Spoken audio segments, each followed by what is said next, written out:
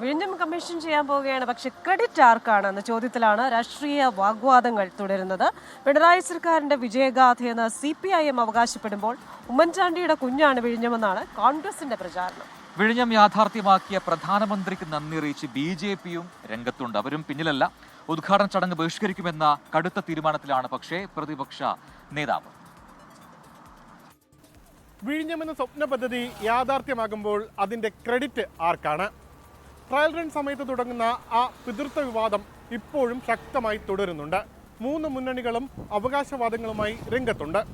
അവകാശവാദങ്ങളുമായി പത്രപരസ്യങ്ങളും flex ബോർഡുകളുമെല്ലാം ഒന്നിനു പിറകെ ഒന്നായി നിരന്നു.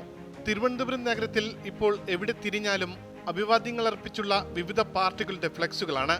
മുഖ്യമന്ത്രി വാക്കുപാലിച്ചു, പിണറായി സർക്കാരിന്റെ വിജയഗാഥ, ഇങ്ങനെ നീളുന്നു CPM ഫ്ലെക്സുകൾ. പ്രധാനമന്ത്രിക്ക് നന്ദി അറിയിച്ചാണ് BJP പോസ്റ്ററുകൾ. സംഘാടക സമിതിയുടേത് പ്രധാനമന്ത്രിയുടെയും മുഖ്യമന്ത്രിയുടെയും ഒന്നിച്ചുള്ള ഫ്ലെക്സുകളാണ്. പദ്ധതിക്ക് ഔദ്യോഗികമായി തുടക്കം കുറിച്ച മുൻ മുഖ്യമന്ത്രി ഉമ്മൻചാണ്ടിയെ അവഗണിച്ചു എന്നതാണ് പ്രതിപക്ഷത്തിന്റെ എതിർപ്പിന്റെ കാരണം. എന്നാൽ ഫ്ലെക്സുകളും പോസ്റ്ററുകളുമെല്ലാം ഉമ്മൻചാണ്ടിക്കായുമുണ്ട്.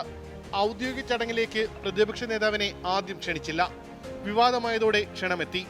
പക്ഷേ വൈകി വന്ന ക്ഷണം പ്രതിപക്ഷ നേതാവ് നിരസിച്ചു. അപ്രിയ സത്യങ്ങൾ നമ്മൾ വിളിച്ചു പറയുമെന്നുള്ള ഭയം കൊണ്ടാണ് നമ്മളെ മാറ്റിയത്. അത് അവരുടെ ഔചിത്യം. എനിക്ക് പരിഭവമോ പിണക്കമോ ഒന്നുമില്ല.